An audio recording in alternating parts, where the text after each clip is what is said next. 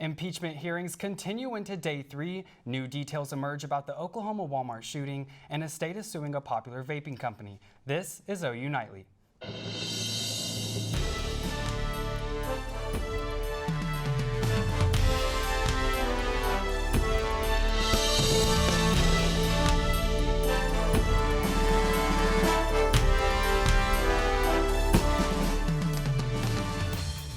All these people are talking about, they heard a conversation of another conversation that was had by the president.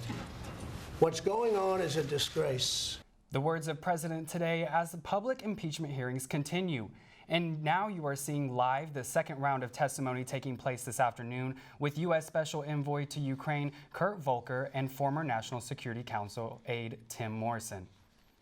Thanks for joining us for OU Nightly. I'm Talon Forbis. And I'm Grace Whitten. In the morning session of the second week of public testimony, a National Security Council aide said he thought President Trump's July 25th call to the Ukrainian president was inappropriate. 9 people will be testifying in front of the Intelligence Committee this week, some who were on the now infamous phone call between 2 world leaders. CNN's Karen Kaifa is in Washington, with the details. Without hesitation, I knew that I had to report this to the White House counsel. Day 3 of the public impeachment hearings, and the first 2 witnesses aren't holding back when it comes to how they felt about that July 25th phone call between President Donald Trump and Ukraine's President Vladimir Zelensky.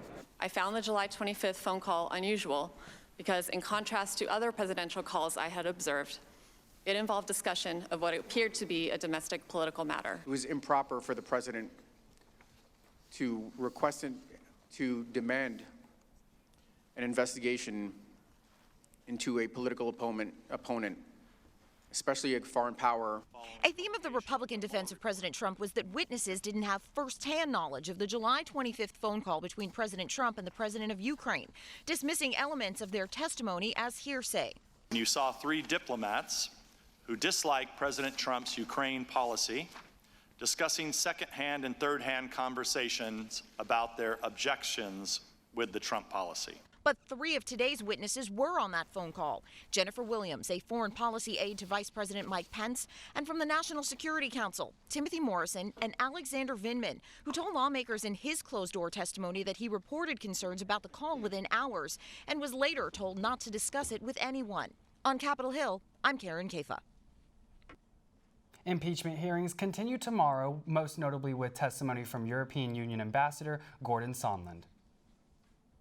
There's new information tonight about a deadly shooting at the Dunkin' Walmart. Tonight we know police say the man who was the shooter was confronting his ex-wife and another man in the store's parking lot. Officers say he shot and killed both of them while they were in a car before turning the gun on himself. Detectives say he fired the shots directly through the windshield. An Oklahoma representative at the Capitol helped bring a figure representing one of the most famous Oklahomans in politics out of storage and literally into the light. OU Nightly's Sarah Beth Guevara talks to the legislatures about how recent impeachment proceedings have people drawing parallels to Carl Albert and Watergate. House Speaker Nancy Pelosi spoke about Albert's position as the Speaker of the House with no vice president during the Watergate scandal, making the Oklahoman next in line for the presidency. He was but one heartbeat away from the presidency. But instead of using the crisis of Watergate as a stepping stone, Speaker Albert insisted that the Nixon hearings in the House be conducted in a fair manner. Thank you very much. The legacy of public service is one that I think is important for all of us as members of Congress as we show up every day to guide the nation through another challenging time. While Horn's speech alluded to current impeachment proceedings, Albert's granddaughter said he didn't consider his position during Watergate to be groundbreaking, but found his work in pushing the Civil Rights Act through Congress much more significant. The legacy of my grandfather is one of service and civil rights, and I hope it is one that we all remember and act on to the best of our own abilities. The bus stands between the House Speaker's lobby and dining room, where most visitors pass through. That's OU Nightly's Sarah Beth Guevara reporting from Washington, D.C. It was a busy day on Capitol Hill with congressional voting. Logan Morrow has more on this and other national headlines in the News Center. Logan? Thanks, Grace. The House of Representatives passed a short-term funding bill to avoid another government shutdown today. Congress already passed an extension at the end of September, setting the original deadline for this Thursday. With the public impeachment inquiry hearings going on, tensions are rising in the House. And passing another short gap measure allows for more time to negotiate the 12 annual bills extending government funding through December 20th. British Conservative Party leader Boris Johnson and Labour Party leader Jeremy Corbyn faced off in the first televised election debate today. Johnson continues to push for Brexit, saying that his deal is ready to go, while Corbyn wasn't able to provide a certain answer on his policy. In their final statements, Johnson mentioned how Corbyn refused to say he'd vote in a second Brexit referendum. 2 prison guards were charged today with conspiracy and filing false records connected to their actions the night Jeffrey Epstein died. Both guards signed false certifications saying that they had completed their required checks of prisoners despite not doing so between 10:30 p.m. and 6:30 a.m. Senator Lindsey Graham questioned security in a case as prominent as this. With a case this high profile, there's got to be either major malfunction of the system or a criminal enterprise at foot to allow this to happen. According to New York City's chief medical examiner, Epstein's cause of death was suicide by hanging. However, his legal team disagrees with that conclusion. And Grace and Talon, MSNBC is hosting a Democratic presidential debate tomorrow in Atlanta. The debate will feature Joe Biden and Elizabeth Warren. That's it from the News Center. Back to you at the desk. Thank you, Logan. Well, this Oklahoma weather sure has been back and forth lately, right, Grace? Yeah, and I know I'm wearing my long sleeves, but this weather has been so nice. Hannah Scholl joins us outside in this beautiful weather. How's it feeling out there, Hannah? Hi, Grace and Talon. I'm out on the South Oval and I'm enjoying this mid-November sunny and 70-degree weather.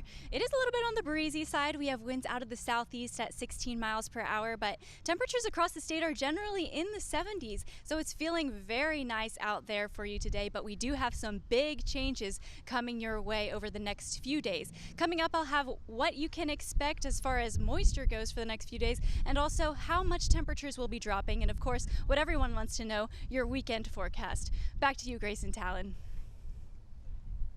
Thanks, Hannah. Oklahoma restricts the sale of liquor on Sundays, but a new Tulsa ballot question aims to change that. Oklahoma liquor laws have changed a lot since 2018, and some liquor store owners have faced declining sales trying to compete with big box stores. With Tulsa's new ballot question, some store owners are looking forward to what they say is greater modernization of the state's strict laws. Independent liquor stores were kind of thrown under the bus in this whole new legislation, and really it's just the Sundays, us being closed on Sundays is hurting independent stores. It's helping big box, Walmart.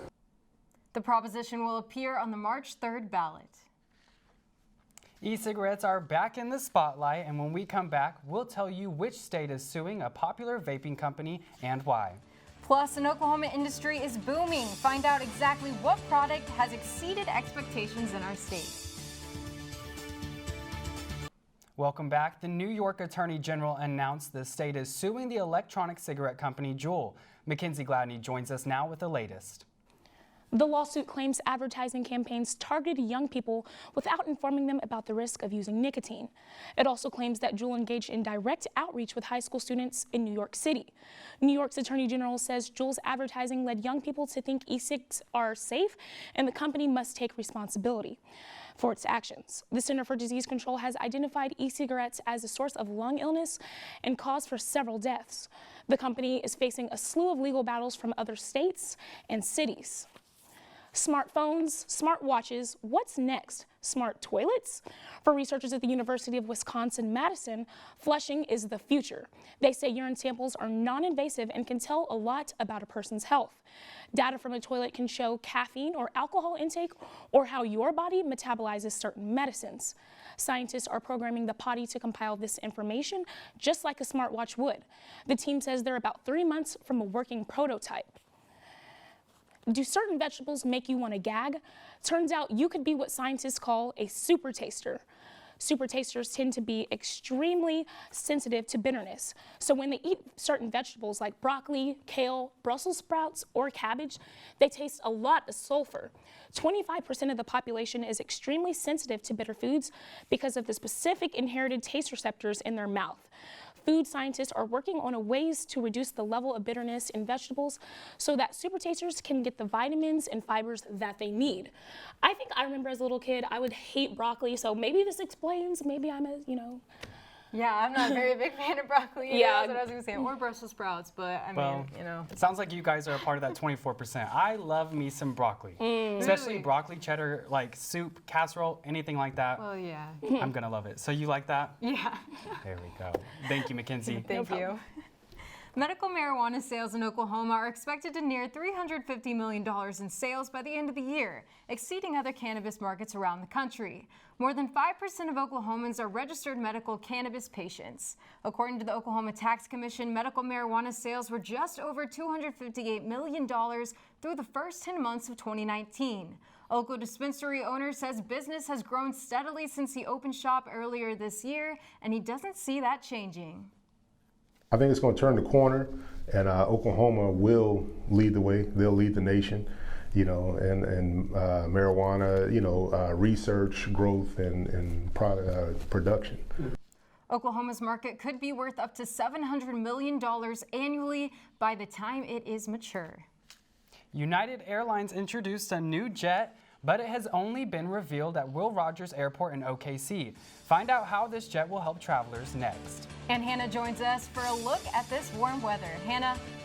It's nice out there right now, but I will be telling you when you can expect some rain and when those colder temperatures are going to be coming in. Welcome back to OU Nightly. I'm Hannah Scholl with your weather for today. Looking outside right now, it is absolutely gorgeous. There's not a cloud in the sky, and it is in the 70s. Nice and sunny. It is a little bit on the breezy side out there with winds at 17 miles per hour. But as we cool off tonight, actually we don't have anything to worry about. We're just going to be cooling off into the 50s, but tomorrow afternoon is when you can expect some rain to be entering your forecast. So this is Wednesday, tomorrow at 3 p.m. So we have a line of storms and rain coming through for your Wednesday afternoon, but that's not all you can worry about. We have more rain coming your way on Thursday, and that's just going to intensify as you go through Thursday evening. And then even look out in the Panhandle, they could be seeing some winter precipitation over the next few days. That rain is actually going to continue into your day on Friday as well. But not only the rain, we're also going to be seeing some cooler temperatures. So for tomorrow, we're still going to be in the 60s, so a nicer day, but we will have some clouds and then that rain in the afternoon again.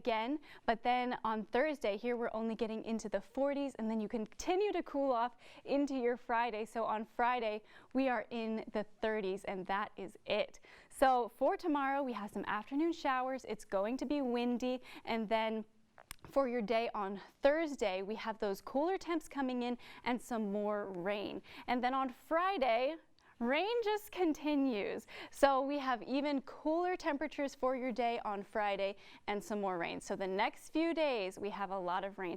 Luckily for us, it is clearing up for the weekend. We do have that TCU game on Saturday evening, so we will have some nice weather for that.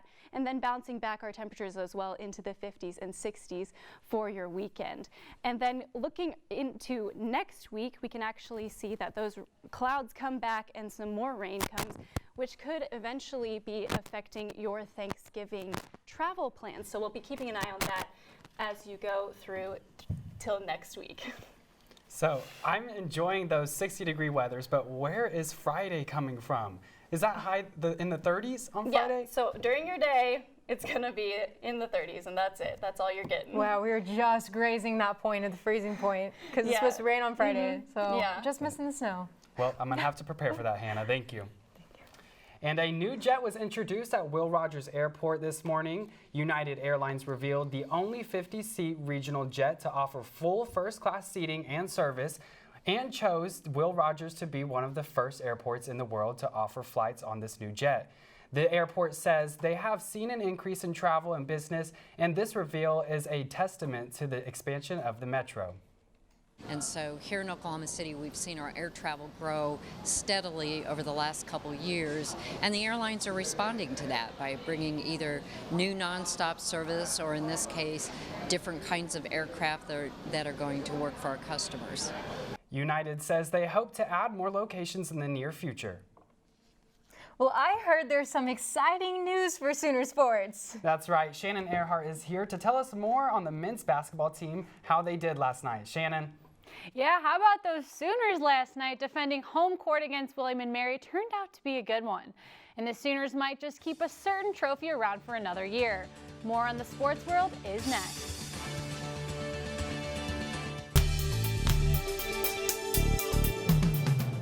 Welcome back to OU Nightly. I'm Shannon Ehrhardt, and it's time for sports. The Sooners' epic comeback last Saturday against Baylor will go down in history as one of the greatest comebacks ever. What's surprising is that OU did it all without wideout CeeDee Lamb. Now Parker Thune has the injury outlook on CeeDee this week. Well, the miracle at McLean won't be forgotten anytime soon after Oklahoma erased a 25-point deficit to stun the Baylor Bears on Saturday night. But one man was noticeably absent in the Sooners' remarkable rally, CeeDee Lamb, who sat out the game with what Coach Lincoln Riley would only describe as a medical issue. And according to Riley, Lamb's no guarantee for this weekend's game against TCU either. CeeDee's still going to be up in there. I mean, we haven't seen our guys yet this week. With Sunday being our off day, it's not a definite no, but certainly not a definite yes right now. Guys stepped up and it took advantage of opportunities and made plays, and that's what good football teams do. Now, as Hurts touched on, he has no shortage of weapons at his disposal with receivers like Charleston Rambo, Nick Basquin, Theo Weiss, and Jaden Hazelwood. But Lamb is the straw that stirs the drink in this Oklahoma passing attack. And Sooner fans will no doubt be waiting with bated breath to hear about his status for Saturday night's game. We'll have the report just as soon as we have definitive word on Lamb's availability. Parker Thune, OU Nightly. And once again, the Sooners' O-line continues to impress. The starting line has been announced as semifinalists for the Joe Moore Award among 10 other honorees. If you thought the O-line was full of old-timers, think again. The unit actually consists of 4 redshirt sophomores and 1 redshirt junior, all of which anchor the absolute dynamite offense. Finalists for the award will be announced December 10th. And Sooner hoops are looking hot, you guys. The men's basketball team took on William & Mary last night and came out with the dub. It was a tight scoring game, but leader Christian Doolittle dropped 19 points and Brady Manick scored 5 straight to overcome a late deficit. With a 75-70 win, the Sooners hold on to their undefeated record of 4-0. And volleyball jumps back into action tomorrow against Kansas State on the road. OU ranks top 5 defensively among Big 12 teams, leading the league in total digs and blocks. The Sooners are sitting at a record of 8-5, tied for 3rd in the Big 12. The Thunder couldn't seem to knock out the Clippers last night, losing 90-88. It was a down-to-the-wire game with the gap between scores exceeding no more than 6 points. Paul George sealed the deal with a 26-foot three-point jumper with 25 seconds left. The Thunder go back-to-back in Los Angeles, taking on LeBron and the Lakers tonight at 9:30. The Kansas City Chiefs pulled this one out of nowhere. The 24-17 win was all thanks to QB Phillip Rivers, who threw 4 picks. Lucky for Rivers, the struggling quarterback bailed out by safety Tyrann Mathieu, dropping an easy interception. The Chargers lost and are out of the playoff picture, and if I had Rivers on my fantasy team, there is no question he would be benched. You guys, he played like absolute garbage. I have to say, it was not impressive at all. You hate to hear it. Well, thank you, Shannon. And a panda is on a long voyage across the world. Stay with us to find out why this panda is going to China in style next.